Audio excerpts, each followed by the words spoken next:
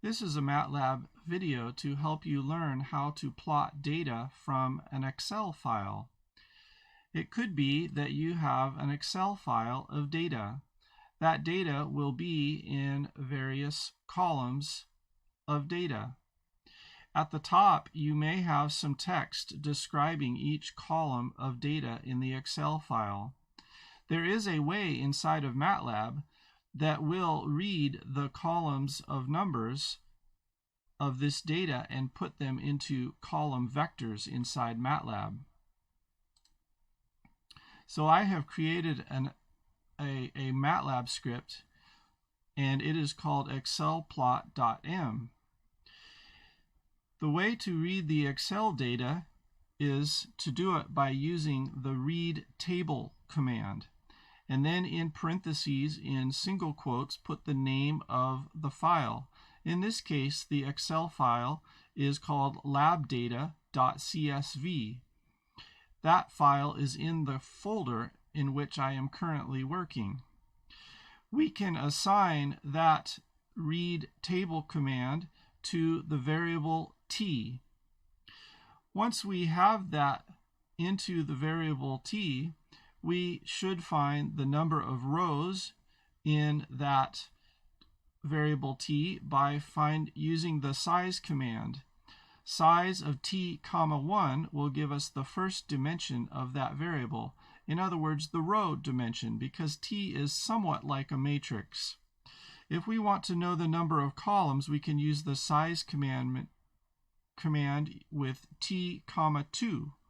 That will give us the second dimension, or the number of columns for that t type variable. Then we want to extract data from t and put it into column vectors.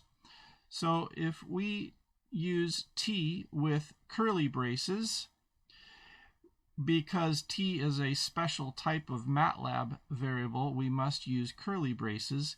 We can extract all of the rows for column 2. In our Excel file, that is the column of strain data.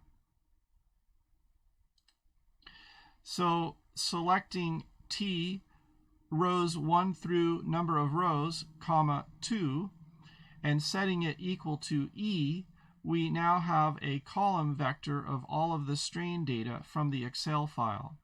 We can do the same thing for the stress column in the Excel spreadsheet, which is the third column. So we can set that equal to the column vector s, and that will then have the stress as a column vector. We also have done this for the fourth column, which is position data from that particular Excel file. There are certainly other columns we could extract data from, but we have just done it for columns 2, 3, and 4. Once we have E and S defined as column vectors, it's then a simple thing inside of MATLAB to plot that information. So we can plot E and S and do it with a blue line and have titles and labels for our graph. Once that's complete, we then can, of course, run that script, and it will provide the following plot.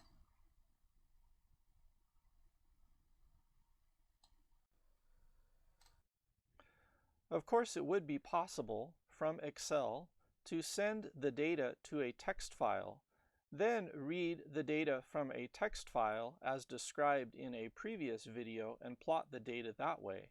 However, this method of reading directly from the Excel file works very nicely instead.